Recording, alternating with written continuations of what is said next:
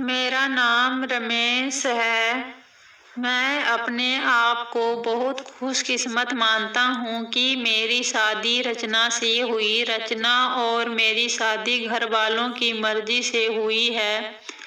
रचना बहुत सुंदर है। शुरुआत में मुझे लगा था कि वो मुझसे शादी को हाँ नहीं कहेगी, लेकिन जब मैं उसे देखने गया तब उसके स्वभाव का पता चला। बहुत अच्छा उनका परिवार था। रचना जब शादी करके मेरी जिंदगी में आई तब से मेरी जिंदगी बदल गई है। सभी मुझे कहते थे कि तुम बहुत खुशकिस्मत है। अभी मेरी शादी को करीब 3 महीने ही हुए। मेरा सपना था कि मैं बड़े शहर में एक बड़ा शोरूम बनाऊं कपड़े का। मैंने रचना को इसके बारे में बताया। रचना को पता है कि यह मेरे लिए कितना बड़ा सपना है। दिन रात इसी में लगा रहता हूँ। बड़ी मुश्किल से मुझे एक जगह मिली, लेकिन पैसे बहुत ज़्यादा थे। इसलिए मैंने अपने गांव की ज़मीन बेचने का फैसला किया था। ज़मीन में मेरे पिता के दूसरे भाइयों का भी हिस्सा था। इसी काम के लिए मुझे कुछ दिनों तक गांव में जाना पड़ रहा था। मैंने रचना को चलने को कहा, क्योंकि पता नहीं कितना समय लग सकता है, लेकिन उसने कहा कि वो अपने मायके चली जाएगी। मैंने भी सोचा कि ठीक है। रचना अपने मायके चली गई। मैं अपने गांव चला गया। रचना से मैं फोन पर बात किया करता था। जमीन के कागज और सारी बातें में समय लग रहा था। इस दौरान मेरी पत्नी से मेरी बात होती रहती थी। मैंने एक शाम उसे फोन किया तो वो कुछ बदली थी, ज्यादा बोल नहीं रही थी। मैंने पूछा, क्या हुआ, तुम ठीक हो? वो बोली कि मुझे आपको कुछ बात बतानी है। मैंने कहा कि बताओ, क्या बोलना चाहती हो? वो थोड़ी देर चुप रही और फिर बोली कि नहीं, अभी नहीं, मैं आपको मिलकर ही बताऊंगी। मैंने भी कहा ठीक है, लेकिन मुझे नहीं पता था कि मेरी जिंदगी में इतनी बड़ी बात होने वाली है। अगले दिन दोपहर में मैंने जब रचना को फोन किया तो उसने फोन नहीं उठाया। मैंने भी सोचा कि कुछ काम होगा, इसलिए मैंने उस बात पर ज्यादा ध्यान नहीं दिया। मैं सारे दिन अपने काम में उलझा रहा। काम भी जरूरी था, क्योंकि वो खत्म करके ही मैं जल्दी से रचना के पास वापस जा सकता था। दिन भर के काम के बाद मैंने फिर शाम को रचना को फोन किया, लेकिन इस बार उसका फोन स्विच ऑफ आ रहा था।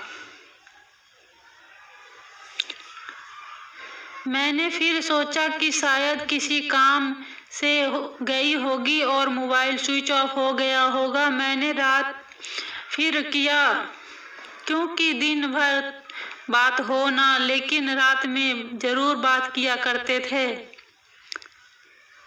लेकिन रात में भी उसका फोन स्विच ऑफ था।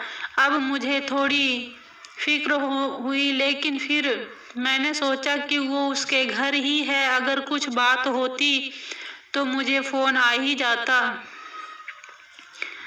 थोड़ा बहुत विचार करके मैं सो गया। मैंने सोचा कि उसकी घर में किसी को फोन करूं, लेकिन रात में उस समय फोन करना मैंने उचित नहीं समझा, इसलिए मैं सो गया।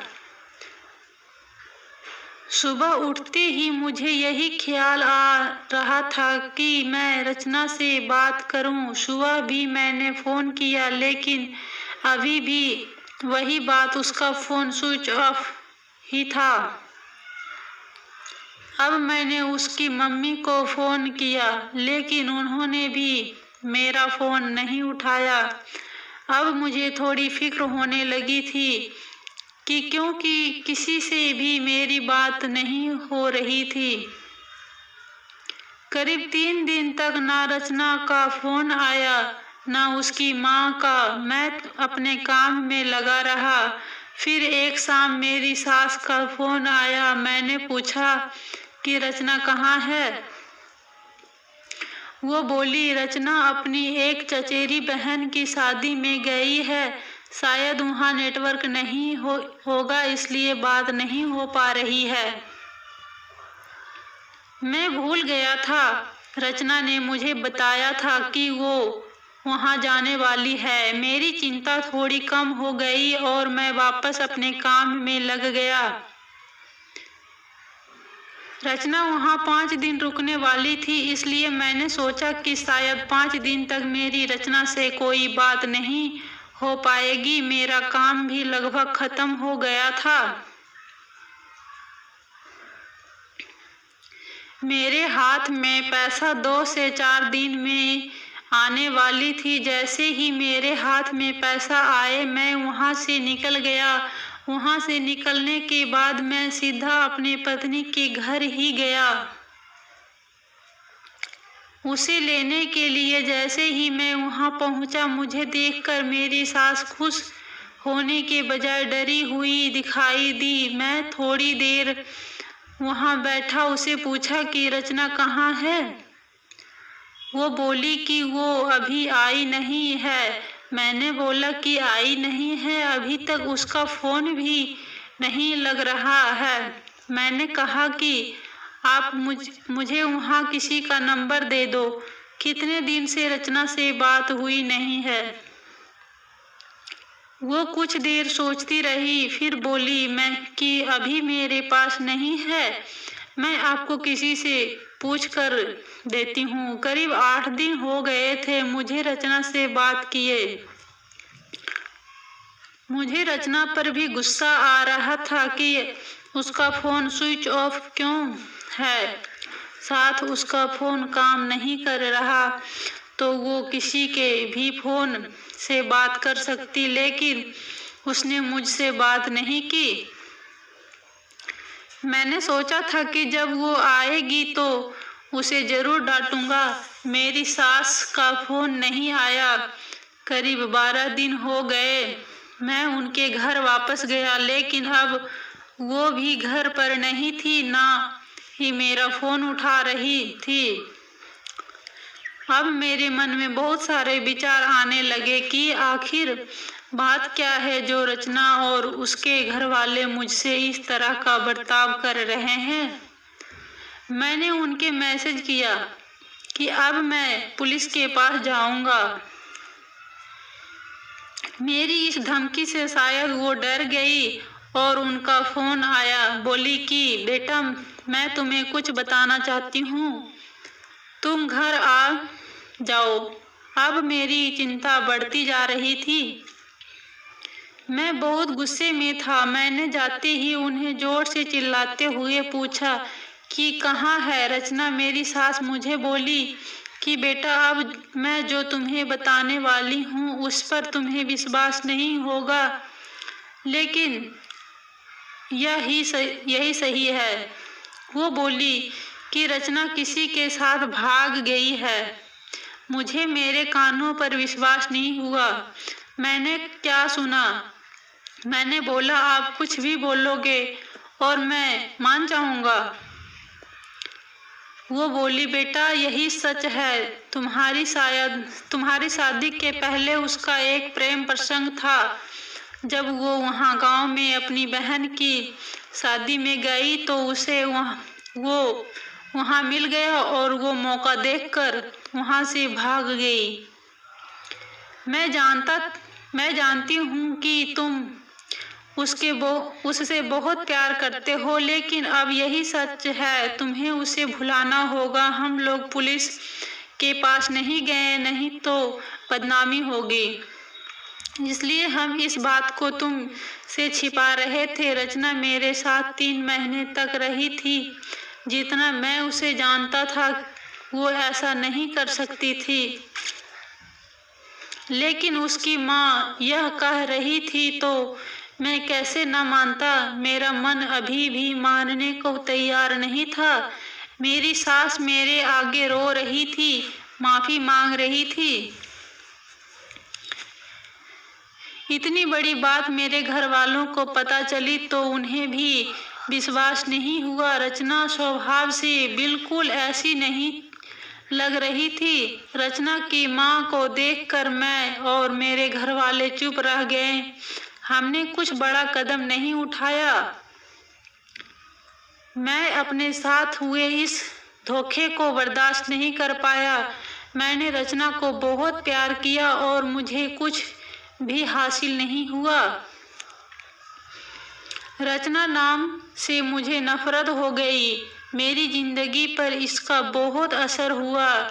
मैं जो शोरूम की शुरुआत करने वाला, उसके लिए मेरे पास अब सब कुछ आ गया था, लेकिन फिर भी मुझे अब कुछ करने का मन नहीं हो रहा था। किसी के साथ इतना बड़ा धोखा हुआ तो कैसे खुश रह सकता है।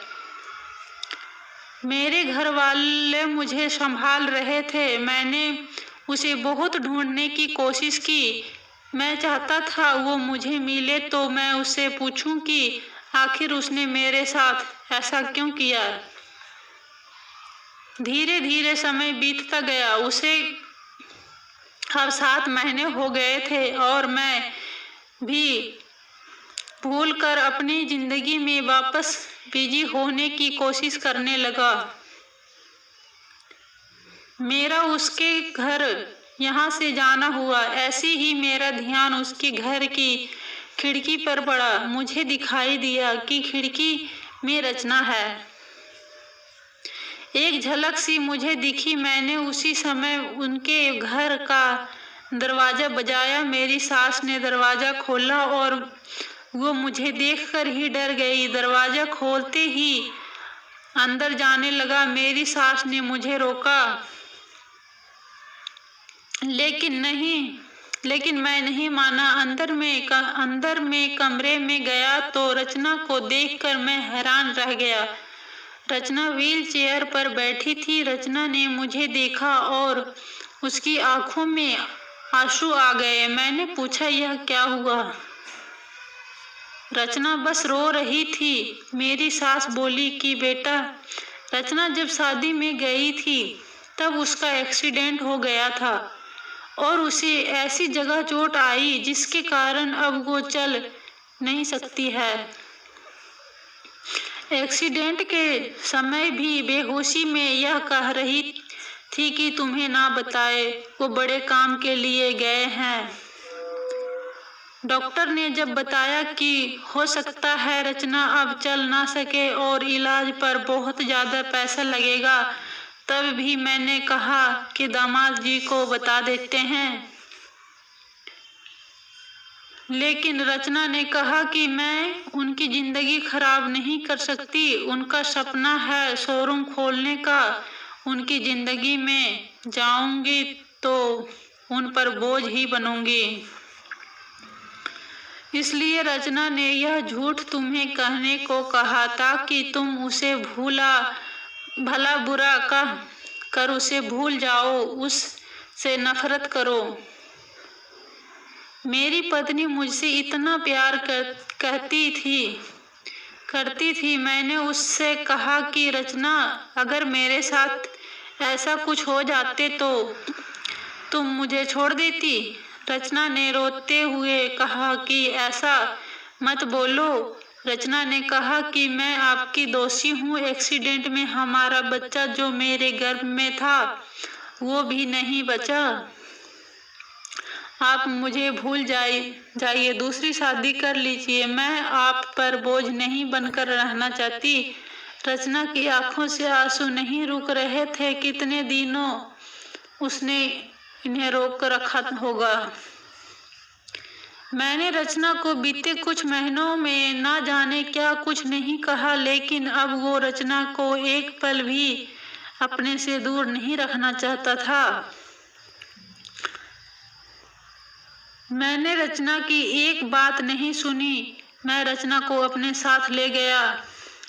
साथ ले आया। अब कोशिश यही है कि वो फिर से चल सके। मैंने मेरा शोरूम बेच दिया और अच्छे से अच्छे अस्पताल में रचना को दिखाया है। उम्मीद की किरण दिखाई दे रही है। बस मैं यही चाहता हूँ कि वो फिर से अपने पैरों पर खड़ी